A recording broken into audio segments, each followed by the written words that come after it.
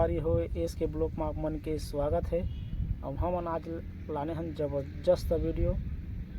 आप मन बता रहे हैं, एक बार वीडियो डाले रहे हैं कि छत्तीसगढ़ के आदमी किसे चाइना में गए है और शादी करे है कि तो ओखरे बारे में ठा वीडियो लव स्टोरी के बारे में वीडियो बनात हन कि कैसे ढंग के वह छत्तीसगढ़ से चाइना में गी से तेरा अपन जानते छो और वहाँ जाके एक चाइनीज़ लड़की संग लव स्टोरी करी से, मैरिज करी से, शादी करी से। तो हमने वीडियो ला आप मन ला दिखात हन और हमू मन देखो वीडियो भग बगल में बैठे है तीनों आप मन ला कुछ जानकारी दी कैसे ढंग के वह गिस तेरा वो सुना थे अभी। तो हमन आप मन ला दिखाबो तो चलथन और थोड़ा बात हमारे भाई के भी सुन लेथन, काबर नाराज हो जाही भाई वो एक बार मौका दे दिया जाए कुछ बताए के। तो हाय संगवारी हो, आप मन जान दरे मोर भाई है बताई से बगल में बैठे थे ना, तो आप मन जान दरे कि कैसे ढंग के हमारे लोकेश ध्रुव जी है जिन्हें योग टीचर रहते ना चाइना में गी से और वहाँ जॉब करी से और वहाँ लव स्टोरी करे हवा चाइनीज लड़की संग और एक बच्चा भी है डाले रहे होकर वीडियो में है डाल चुके हैं। तो हमन आप मन ला बताबो ओकर कहानी ला और वीडियो में दिखाबो पूरा कैसे ढंग के वह गी से वहाँ शादी करी से लव स्टोरी ओकर पूरा मतलब सुने में भी बहुत मजा है, वीडियो देखे में भी बहुत मजा है। तो वीडियो तो बिल्कुल मिस मत कर और पूरा देखा वीडियो ला। मान लो ठक उदाहरण देता हूँ, हमन मान चल विदेश चल दें, जी हाँ अंग्रेजी बोलते हैं, वहाँ चल दें और वहाँ जाए के बाद में अगर कोई बात है ना, वहाँ जाए के बाद में अगर हमन कोनो लड़की पसंद कर दे और हमला इंग्लिश नहीं आवत है तो छत्तीसगढ़ी है तो इंग्लिश सर कहाँ जानबो, अरे थोड़ा बहुत जानबो लेकिन मन ज़्यादा इंग्लिश मरा थे तो नहीं जानबो तो हमन ओखर लायक न हो अब जान दरे तो हम मन वहाँ लव स्टोरी कर सकत हन और हमार ओखर अंग्रेजी भाषा में बात करके हमन कर सकत हन। तो ऐसे टाइप के वो है चाइना गी से, चाइना में चाइनीज़ भाषा सीखी से और ओखर लव स्टोरी हुई से। तो वीडियो हम पूरा देखा था। तो चलते वीडियो की तरफ और भाई दोनों हम बातचीत करे हन, थोड़ा मौका माहौल दे भाई वह तो हम चला था वीडियो में ज़्यादा नहीं उठा फिर नाराज हो जाही। ठीक है, तो चलते वीडियो तरफ आप पूरा वीडियो ला देखा। लव स्टोरी हमारे बहुत सारे पूछ रहे हैं कब बता रहे हो लव स्टोरी के बारे में, तो आज वो घड़ी आ ही गई है। तो जैसे कि पार्ट 1 में आप लोगों को पता है कि छत्तीसगढ़ से मैं चाइना आ गया था 2016 अप्रैल में और मैंने यहाँ पे अपनी जॉब ज्वाइन कर ली थी ओम शिवा योगा में। तो ओम शिवा योगा जो है एक ऐसा ये योगा सेंटर है जहाँ पे मेनली जो है योगा टीचर ट्रेनिंग कोर्स ही सिखाया जाता था, जो कि हर महीने कोर्स होता था उसका। तो हर महीने जो है स्टूडेंट आ जाते थे 60 70 80 के आसपास आ जाते थे पहले। तो मतलब उस योगा सेंटर में बहुत सारे स्टूडेंट आते थे, हम लोगों ने बहुत सारे स्टूडेंट को योगा सिखाया भी है। हम दोनों मिले कैसे, तो मेरी वाइफ जो है ना मेरी स्टूडेंट थे।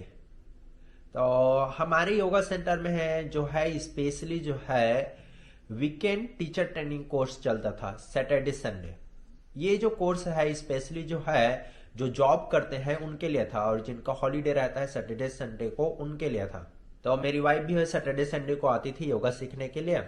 तो जब यहाँ पे आती थी तो फिर मुझे जो है मेरी एक योगा सेंटर के एक रिसेप्शनिस्ट ने बताया कि ये लड़की जो है तुम्हें बहुत ज्यादा पसंद करती है। उन्होंने मुझे फोटो दिखाया और फोटो में बड़ी सुंदर दिख रही थी। तो फिर मुझे लगा कि चलो ठीक है यार, क्योंकि मुझे पता चल गया था हमारे योगा सेंटर में मुझे बहुत सारी लड़कियां पसंद करती थे ऐसा ढंग के। ओके, उसके बाद जो है हमारे योगा सेंटर में क्या होता है ना कि हम लोग जो है दीपावली, होली, कृष्ण जन्माष्टमी अच्छे से मनाते हैं। तो हमारे योगा सेंटर में जो है हम ये लोग एक बार मना रहे थे कृष्ण जन्माष्टमी। तो उस समय जब त्योहार मनाते हैं तो उस समय क्या होता है हम लोग साड़ी पहनने का सिस्टम रखते हैं और कीर्तन भजन वगैरह का रखते हैं और इसके साथ साथ मेहंदी लगाने का सिस्टम भी रखते हैं। तो मैं जो है मेहंदी लगा रहा था हमारे स्टूडेंट के हाथों में। तो उस समय शायद इन्होंने मुझे देखा और इनको लगा होगा कि शायद सर को प्यास लगी होगी, तो इन्होंने मेरे लिए पानी ले आई गिलास में और रख दी मेरे पास। बोलती है सर आपके लिए पानी ऐसे रखे। तो फिर मैंने इनको देखा तो फिर मुझे लगा हाँ ये वही लड़की है जिसको मैंने फोटो में देखा था। बट फोटो और जो है सामने देखने में बहुत अंतर रहता है, ठीक है। ऐसे ही पता चल गया था और कुछ नहीं। फिर इसके बाद मैं इनके क्लास में भी गया था क्लास लेने के लिए। तो फिर मुझे पता चल गया हाँ ये वही लड़की ऐसे, मतलब पहचान में आ गई थी ये लड़की ऐसे ढंग का था। 你什么时候喜欢开始的？在上了卢克斯老师的那个3、4次课以后，然后觉得他还行，然后想那个就是想跟他认识一下，然后追求他。तो मैंने इनको बोला कि तुम मुझे कब कब पसंद करने लग गए थे, तो इन्होंने बोला कि जब मैं क्लास लेने गया था शायद 3-4 बार ऐसा कुछ था, तो उसके बाद मुझे देखी तो फिर ये मुझे पसंद करने लग गई थी, ऐसे ढंग का। ठीक है, तो फिर उसके बाद क्या हुआ, एक यहाँ पे चाइनीज फेस्टिवल था शायद, मिड ऑटम फेस्टिवल। तो उस समय क्या होता है कि चाइनीज लोग जो है अपने रिलेटिव को जो है ना वो देते हैं मून केक वगैरह। तो इन्होंने मुझे एक बड़े से बॉक्स में दे दिया ऐसे, और वो भी देने के लिए किसके साथ आई थी, अपनी एक फ्रेंड के साथ। तो इसकी फ्रेंड मुझे बोलती है, सर ये जो मेरी फ्रेंड है ना वो तुम्हें बहुत ज्यादा पसंद करती है, ऐसे ढंग का। ओके, तो फिर मैंने बोला चलो ठीक ही है, ऐसे ढंग का। ओके, फिर उसके बाद हम लोगों का जो है बातचीत जो है वी चैट में होने लगा। तो वी चैट में होता क्या है, वी चैट में जब आप इंग्लिश में भेजोगे किसी चीज तो उसको जो है चाइनीज में ट्रांसलेट किया जा सकता है। अगर ये मुझे चाइनीज में भेजती है तो उसको इंग्लिश में आसानी से ट्रांसलेट किया जा सकता है, मतलब एक दूसरे क्या बोल रहे हैं आसानी के एक दूसरे को समझ सकते हैं, ऐसा रहता है। तो इनकी इंग्लिश जो है पहले इतनी अच्छी नहीं थी, इन्होंने बाद में तो इंग्लिश का कोर्स किया, तो चलो अब तो ठीक ही है, ऐसा है। ओके, फिर उसके बाद क्या हुआ, तो इन्होंने ही मुझे जो है पहले प्रपोज कर दिया था। ओके, आई लव यू कह के। तो फिर मैंने बोला कि इतनी जल्दबाजी अच्छी नहीं है, पहले एक दूसरे को समझते हैं फिर आगे देखते हैं क्या होता है, ऐसे ढंग के बोला। तो पहले सिर्फ चलो दोस्ती करते हैं, ऐसे बोला। तो मैंने सिर्फ दोस्ती के लिए हाथ बढ़ाया, ऐसा था। फिर हम दोनों जो है साथ में कहीं घूमने के लिए जाते थे, जब भी टाइम मिलता था इधर उधर घूमे, कहीं पार्क में गए, कहीं पे गए, जैसे हेवन टेम्पल गए, ग्रेट वॉल गए, और यहाँ तक कि फॉरबिडन सिटी गए। मतलब यहाँ की जो अच्छी अच्छी जगह है उससे ये सारी जगह जो है हम लोग घूम लिया, ऐसा था। तो उसके बाद हुआ क्या, मैंने तो इनसे एक बार ब्रेकअप भी कर लिया था। क्यों? क्योंकि इनकी बिहेवियर ऐसी टाइप की है ना, थोड़ी झगड़ालू टाइप की। तो शायद मेरे साथ इनका झगड़ा हो गया था, ऐसा कुछ था। तो फिर मैंने इनसे ब्रेकअप भी कर लिया था, और मैंने इनको बहुत सारे मैसेज कर दिए थे वीचैट में, और मैं चला गया इंडिया।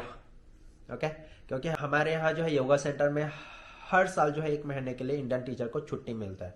तो मैं भी उसी छुट्टी को लेकर चला गया। तो मैं इनको बिना बताए चला गया, क्योंकि मैंने सोच लिया था कि इनके साथ ब्रेकअप ही करना है, क्योंकि मुझे इनका बिहेवियर अच्छा नहीं लगा, ऐसे ढंग का।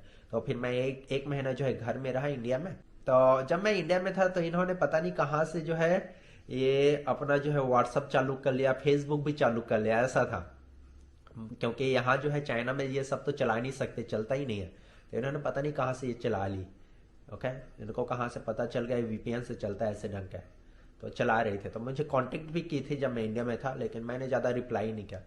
तो जब मैं वहाँ से वापस आया इंडिया से यहाँ, तो फिर मुझे पता चला इन्होंने मेरे जो कपड़े हैं ना, कुछ कपड़े वो भी योगा वाले, वो लेके चली गई है। तो फिर मैंने इनको बोला कि मुझे मेरे कपड़े दे दो। तो ये देने के लिए आई थी और बोलती है मुझे मत छोड़ो, मत छोड़ो, ऐसे ढंग के।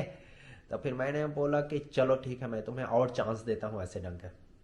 तो फिर उसके बाद हम दोनों फिर से ऐसे घूमने फिरने के लिए गए अच्छे से। फिर उसके बाद जो है अच्छे इसके बिहेवियर में थोड़े चेंजेस आए, ये थोड़ा अब झगड़ा वगड़ा नहीं करते ऐसे ढंग के, अब तो ठीक ही है। ये अगली बात आती है मैरिज की। तो मैरिज के लिए तो मेरे घर वाले जो है सोच रहे थे कि मेरी शादी जो है एक इंडियन गर्ल से हो, ऐसे ढंग के। बट मैंने घर वालों को पहले ही बता दिया था कि मैं जो है चाइना में एक लड़की को पसंद करता हूँ, शायद उसी से शादी करूँ, ऐसे ढंग के। तो मेरे घर वाले इतनी आसानी से तो माने नहीं, बट धीरे धीरे मैंने उनको अपना प्लान बताया, मेरे क्या फ्यूचर प्लान है, ऐसे ढंग के। तो फिर वो लोग भी थोड़ा एग्री हो गए, ऐसे ढंग के। ओके, उसके बाद इनके घर वाले भी राजी नहीं थे शायद इस शादी के लिए, क्योंकि एक फॉरेनर और एक चाइनीज, तो क्योंकि दोनों के बीच जो है कल्चरल डिफरेंस रहता है बहुत ज़्यादा। ओके, तो एक दूसरे को समझना बड़ी दिक्कत रहती है, इतनी आसान नहीं होता है। ओके, तो शायद बट इनके घर वाले भी बाद में मान गए, ऐसा था।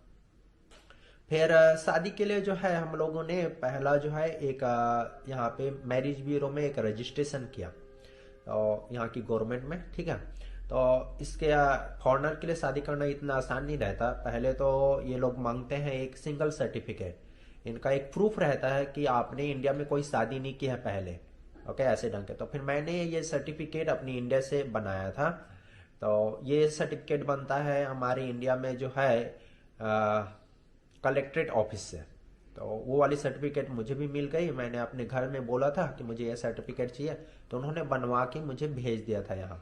ओके, तो उसी जब ये सर्टिफिकेट रहता है आपके पास, तो उसी के माध्यम से यहाँ पर है मैरिज रजिस्ट्रेशन होता है। ओके, तो हमारी मैरिज रजिस्ट्रेशन हुई थी, कब हुई थी? 18 सितंबर 2019 को। उसके बाद जो है हम लोगों ने एक मैरिज का फंक्शन भी रखा था यहाँ पे यहाँ पे चाइना में। तो ये रखा था, कब रखा था? 10 नवंबर को 2019 में। ओके, उस समय मेरे पिताजी भी आए थे यहाँ घूमने के लिए। मैंने अपने पिताजी को बुलाया भी था, मैंने उनका पासपोर्ट बनवाया था स्पेशली।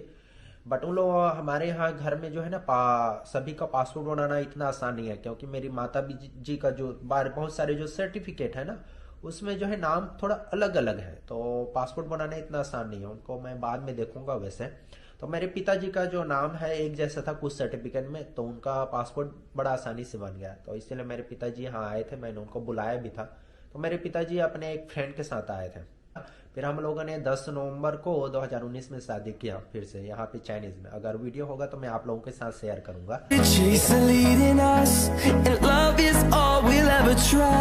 उसके बाद हम लोग गए थे इंडिया गए थे, शायद 2019 के लास्ट में गए थे, मतलब 15 दिन के लिए गए थे। और जनवरी में शायद हम लोग वहीं पे थे, इंडिया में ही थे। तो मैंने इंडिया में इन लोगों को बहुत सारी जगह भी घुमाई। दिल्ली हो गया, ऋषिकेश हो गया, तो इसमें बहुत सारी जगह भी घुमाई।